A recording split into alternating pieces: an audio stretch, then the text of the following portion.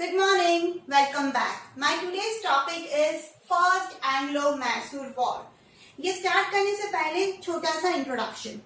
हुआ ये था कि मैसूर के राजा नंदराज जो थे उनसे हैदर अली ने सत्ता छीनी और उनकी मृत्यु के बाद हैदर अली ने मैसूर का राजा अपने आप को घोषित कर दिया। अब जैसे ही हैदर अली ने ये कदम उठाया, ब्रिटिशर्स काफी चौंक गए कि अरे हैदर अली को हमें रोकना होगा, नहीं तो ये अपना राज्य ऐसे ही बढ़ाता जाएगा। तो हैदर अली को रोकने के लिए ब्रिटिशर्स ने कुछ स्टेप्स लिए। क्या थे वो step? Britishers formed a joint union with the Marathas and Nizam and stood against Hyder Ali. Britishers को ये बहुत अच्छे से क्लियर था कि हैदर अली की बढ़ती पावर को रोकना उनके अकेले की बस की बात नहीं है। तो उन्होंने ब्रिटिशर्स ने मराठा और निजाम दोनों से ही हाथ मिलाया और ये बोला कि हम तीनों मिलकर हैदर अली के खिलाफ युद्ध करेंगे। ये जो संभावनाएं बनी, हैदर अली इसको बहुत अच्छे से समझ चुके थे और उन्होंने बहुत ही समझदारी वाला निर्णय लिया। वो ये था, Hyder Ali diplomatically neutralise the Maratha during the war के दौरान न्यूट्रलाइज कर दिया, पूरी तरीके से अपनी कूटनीति से मराठास को न्यूट्रलाइज किया और निजाम के साथ क्या किया, and align the Nizam by inducing him with the grant of a large region. Marathas को तो उन्होंने हटा दिया, बट निजाम को ये बोला कि मैं तुम्हें भारी बड़ी मात्रा में जमीन दूंगा। अब ये सुनने के बाद निजाम ने ब्रिटिशर्स का साथ छोड़ दिया। अब कौन बचे? सिर्फ ब्रिटिशर्स और हैदर अली। In 1767 याद रखना, Hyder Ali invaded the region of the Britishers, जहाँ पे ब्रिटिशर्स के रीजन थे, ब्रिटिशर्स का राज था, उन एरिया के ऊपर हैदर अली ने आक्रमण किया। ब्रिटिशर्स ने बचाव के लिए युद्ध चालू किया जिसमें ब्रिटिशर्स की हार हुई।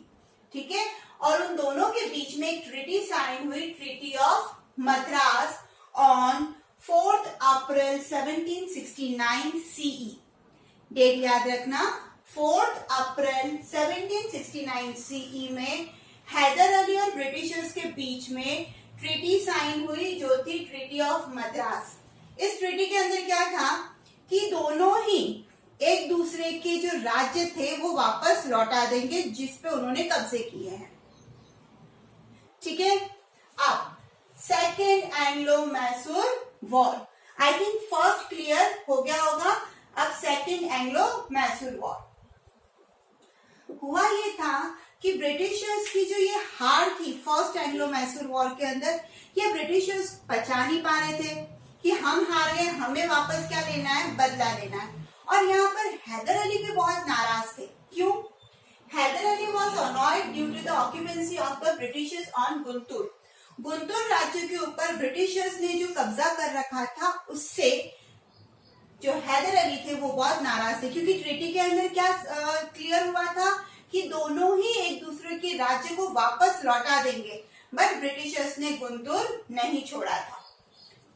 Haider Ali joined hands with the Nizam and the Marathas and waged a war against Britishers। जो कूटनीति ब्रिटिशर्स ने अपनाई थी, है ना, हैदर अली के खिलाफ, सेम नीति को अब हैदर अली ने अपनाया। उन्होंने क्या किया, निजाम और मराठा से मिलकर ब्रिटिशर्स के खिलाफ एक वॉर स्टार्ट किया।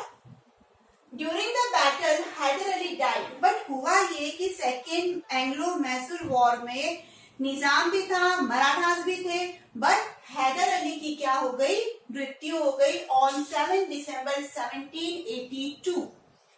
Tipu Sultan had to take his charge. फिर अब उनकी मृत्यु हो गई तो वॉर का क्या होगा, वॉर डिसमिस हो जाना चाहिए था, बट ये ऐसे नहीं हुआ। उनके ही बेटे हैदर अली के पुत्र जिनका नाम है टीपू सुल्तान, उन्होंने इस वॉर का इंचार्ज अपने हाथ में ले लिया। ये जो वॉर था काफी लंबे समय तक चला। The war continued for 1 year, 1 साल तक कोई भी हार मानने के लिए तैयार ही नहीं था। तो फेड अप होके both parties sign the treaty of Mangalore. दोनों ही पार्टीज, ब्रिटिशर्स ने और टीपू सुल्तान ने मिलकर एक ट्रीटी साइन करी, that is Treaty of Mangalore. Treaty of Mangalore on 11th March 1784 CE. They written, अब इसमें क्या था इस ट्रीटी के अंदर? भाई ट्रीटी साइन हो गई, युद्ध तो खत्म हुआ, बट ट्रीटी के अंदर था क्या? They return each other's region back. वो क्या करेंगे? एक दूसरे के जो राज्य है उनको वापस लौटाएंगे. And Britishers promised not to interfere internal issues of Mysore.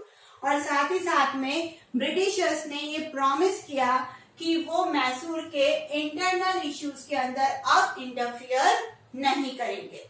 ये फर्स्ट एंग्लो वॉर, ये सेकेंड एंग्लो वॉर, दो एंग्लो वॉर अभी और हैं जो हम हमारे पार्ट 2 में देखेंगे. ये पार्ट 1 है. ओके, अब इससे related questions related Haider Ali and Tipu Sultan नाम का मेरा एक वीडियो है यूट्यूब चैनल पे, आप उससे देखकर यहाँ पर क्वेश्चंस को लर्न कर सकते हैं. कितनी बार क्या होता है, बड़ी बड़ी क्वेश्चंस के जो आंसर होते हैं वो लर्न नहीं होते, बट अगर छोटे छोटे और इम्पोर्टेंट पॉइंट्स या छोटे छोटे क्वेश्चंस के आंसर लेकर अगर उसको लर्न किया जाए तो वो टॉपिक बहुत अच्छे से लर्न हो जाता है. बूंद बूंद गड़ा करता है ना, वैसे पूरा बूंद बूंद करके एक बड़ा सा आंसर लर्न हो जाता है. तो इसी आपके लिए ही, आपकी फैसिलिटी के लिए ही ये वीडियो बनाया गया है इसी टॉपिक के ऊपर. ठीक है, तो जाइए क्वेश्चंस, छोटे छोटे क्वेश्चन से समझिए, लर्न करिए और बड़े से आंसर को लिखिए कॉन्फिडेंटली. Thank you.